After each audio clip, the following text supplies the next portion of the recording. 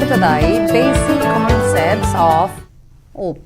OOP എന്ന് പറഞ്ഞാൽ എന്താണ്? Object oriented programming. Object oriented പ്രോഗ്രാമിങ്ങിലെ അടിസ്ഥാനപരമായിട്ടുള്ള ഘടകങ്ങളെ നമുക്ക് പരിചയപ്പെടാം. അതിൽ ആദ്യം തന്നെ നമ്മൾ പഠിക്കുന്ന പേര് ഓബ്ജക്റ്റ്. എന്താണ് ഒരു ഓബ്ജക്റ്റ്? നമ്മുടെ കണ്ണുകൾ കൊണ്ട് കാണാൻ സാധിക്കുന്നതും നമുക്ക് ചിന്തിച്ചാൽ മനസ്സിലാക്കാവുന്നതും നമുക്ക് സങ്കല്പിക്കാവുന്നതുമായിട്ടുള്ള എന്തോ അതെല്ലാം ഒബ്ജക്റ്റാണ്. ഒരു ഉദാഹരണം പറയുകയാണെങ്കിൽ പ്രത്യേകിച്ച് ഒബ്ജക്റ്റ് ഓറിയൻറ്റഡ് പ്രോഗ്രാമിങ്ങിൽ നമുക്ക് പറയാൻ പറ്റണത് റിയൽ വേൾഡിലായി നമ്മൾ കാണുന്ന ഏത് സാധനവും ഒബ്ജക്റ്റാണ്. അപ്പോൾ നമ്മൾ പ്രോഗ്രാമിന് വേണ്ടി യൂസ് ചെയ്യുന്നതെല്ലാം റിയൽ വേൾഡിൻ്റെ ഭാഗമായിട്ട് നമ്മൾ കാണുന്ന ഒബ്ജക്റ്റുകളെ തന്നെയാണ്. ഉദാഹരണത്തിന് ഇപ്പോൾ കാറ്, അതല്ലെങ്കിൽ ബസ്, അതല്ലെങ്കിൽ സ്റ്റുഡൻസ്, അതുമല്ലെങ്കിൽ ട്രീസ്, പ്ലാന്റ്സ് എന്ന് വേണ്ട എന്ത് സാധനവും നമുക്ക് ഒബ്ജക്റ്റായിട്ട് ഉപയോഗിക്കാവുന്നതാണ്. Anything that is visible, anything that can be touch, നമുക്ക് തൊടാൻ പറ്റണത്, നമുക്ക് കാണാൻ പറ്റണത്, അതുപോലെ തന്നെ anything which we can think about, നമുക്ക് ചിന്തിക്കാനും സങ്കല്പിക്കാനും പറ്റുന്നത്, ഇതെല്ലാം നമ്മളുടെ ഓബ്ജക്റ്റുകളായിട്ട് ഉപയോഗിക്കാം. ഒരു ഒബ്ജക്റ്റിനെ നമ്മൾ എടുത്തു കഴിഞ്ഞാൽ ആ ഒബ്ജക്റ്റിന് മെയിനായിട്ട് വരുന്നത് എന്തൊക്കെയാണ്?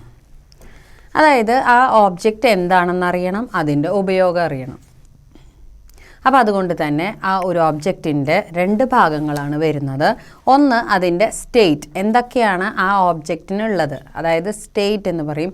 അതല്ലെങ്കിൽ ക്യാരക്ടറിസ്റ്റിക്സ്, അതിൻ്റെ സവിശേഷതകൾ എന്ന് പറയാം. അതുപോലെ തന്നെ വേറൊരു കാര്യം നമുക്ക് വരുന്നത് അതിൻ്റെ ബിഹേവിയർ, അതിൻ്റെ ഉപയോഗം എന്താണ്. അപ്പോൾ ഇത് രണ്ടും എല്ലാ ഒബ്ജക്റ്റുകൾക്കും ഒരുപോലെ തന്നെ ബാധകമായിട്ടുള്ള കാര്യമാണ്.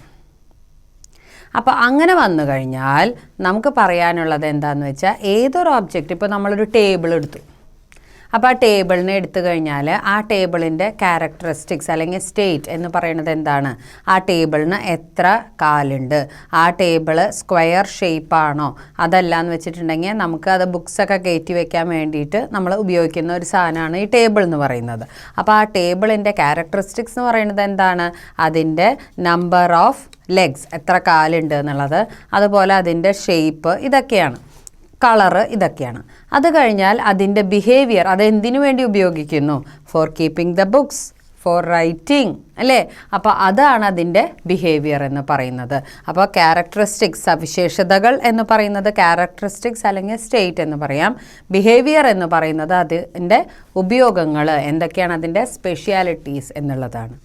അപ്പോൾ ഇതുപോലെ നമുക്ക് ഏതൊരു വസ്തുവിനെ കുറിച്ച് വേണമെങ്കിലും നമുക്ക് പറയാവുന്നതാണ്. ഇപ്പോൾ ഒരു ഉദാഹരണത്തിന് ബുക്ക് എടുത്തു നമ്മൾ. അപ്പോൾ ബുക്ക് എടുത്തു കഴിഞ്ഞാൽ നമ്മൾ ഉടൻ തന്നെ ആ ബുക്കിൻ്റെ എന്തൊക്കെയാണ് ക്യാരക്ടറിസ്റ്റിക്സ് എന്ന് പറഞ്ഞാൽ, ആ ബുക്കിൻ്റെ ക്യാരക്ടറിസ്റ്റിക്സ് എന്ന് പറഞ്ഞു കഴിഞ്ഞാൽ ആ ബുക്കിൽ എത്ര പേജസ് ഉണ്ട്, പിന്നെ ആ ബുക്കിൻ്റെ എന്താ പറയുക എത്രത്തോളം വലിപ്പമുണ്ട്, അങ്ങനെയുള്ള കാര്യങ്ങളൊക്കെ നമുക്ക് നോക്കാം. അതേപോലെ തന്നെ ആ ബുക്കിൻ്റെ ബിഹേവിയർ എന്തായിരിക്കും?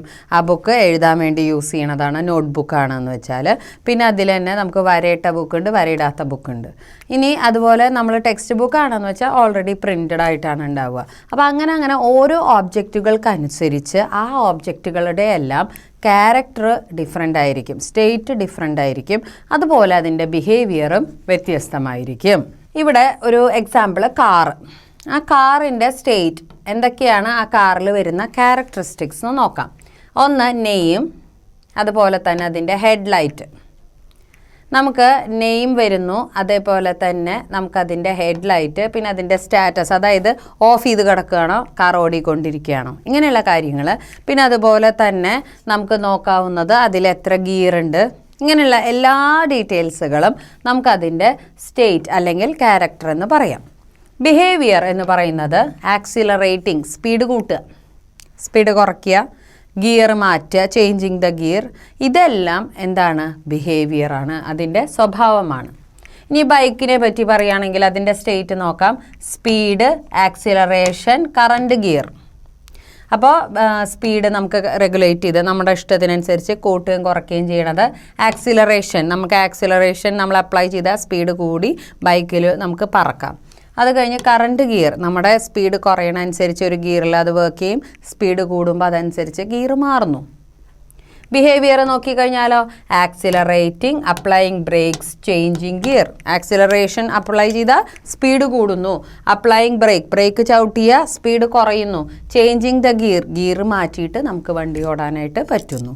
ഇതെല്ലാം എന്താണ്? ഇതെല്ലാം ബിഹേവിയർ ആണ്. അപ്പോൾ ഓബ്ജക്റ്റ് ഓറിയൻറ്റഡ് പ്രോഗ്രാമിങ്ങിൻ്റെ ഭാഗമായിട്ട് നമ്മൾ പഠിക്കുന്നതാണ് ആദ്യത്തെ ആ ബേസിക് കോൺസെപ്റ്റ്സിൽ വരുന്ന ആദ്യത്തെ ടോപ്പിക് എന്ന് പറയുന്നത് ഒബ്ജക്റ്റാണ്. ഒബ്ജക്റ്റ് എന്ന് പറഞ്ഞാൽ എന്താണ്? നമുക്ക് കാണാൻ പറ്റുന്നതും കേൾക്കാൻ പറ്റുന്നതും നമ്മുടെ ചിന്തകളിൽ നമ്മൾ സങ്കല്പിക്കാൻ പറ്റുന്നതുമൊക്കെയായ, നമുക്ക് തൊടാൻ പറ്റുന്നതുമൊക്കെയായ ഏതൊരു വസ്തുവിനെക്കുറിച്ചും നമുക്കിവിടെ ഒബ്ജക്റ്റ് എന്ന് പറയാം. എല്ലാ ഒബ്ജക്റ്റുകൾക്കും അതിൻ്റേതായ സ്റ്റേറ്റ് അല്ലെങ്കിൽ ക്യാരക്ടർ, അതുപോലെ ബിഹേവിയർ അല്ലെങ്കിൽ യൂസ്, ഇതെല്ലാം ഉണ്ട്. അപ്പോൾ അതനുസരിച്ച് ഓരോ ഒബ്ജക്റ്റിനെയും നമുക്ക് തരംതിരിക്കാം. ഏത് ഒബ്ജക്റ്റ് ആണെങ്കിലും അതിന് അതിൻ്റെ ക്യാരക്ടേഴ്സ് നമുക്ക് കിട്ടുന്നു, ക്യാരക്ടറിസ്റ്റിക് ഫീച്ചേഴ്സ് അല്ലെങ്കിൽ സ്റ്റേറ്റ് എന്ന് പറയുന്നു, അതുപോലെ തന്നെ അതിൻ്റെ ബിഹേവിയർ.